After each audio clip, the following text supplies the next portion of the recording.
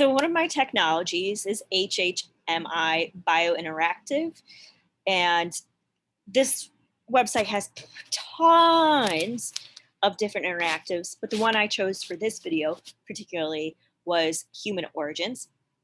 And this is an interactive that I would probably use in my forensics and my zoology class, specifically my zoology class, because a lot of my students do not understand that humans are also animals.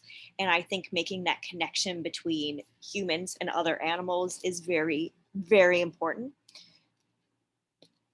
And also, a lot of folks just don't know much about the origin of humans from a scientific perspective. So I'm going to go ahead and launch the activity. Hopefully it shows up on the screen. I've done the screen sharing right. So when you click the interactive link, it does pop up in another window. So that's kind of troublesome if you're having issues with ad blockers and all of that. But it seems like it popped up just fine. So here we have our introduction. It talks about humans and their closest living relatives.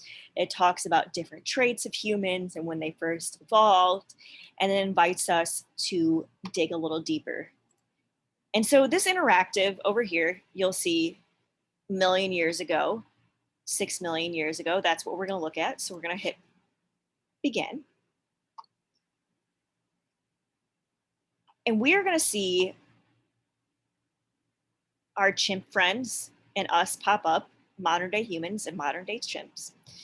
And we can look at different body fossils. So it's going to explain what a body fossil is. So it's the actual animal, such as bones, teeth, scales, hair, or feathers. Gives you some examples there. Trace fossils, such as footprints or feces that's left behind. And then different kinds of artifacts. And it explains those quite well here.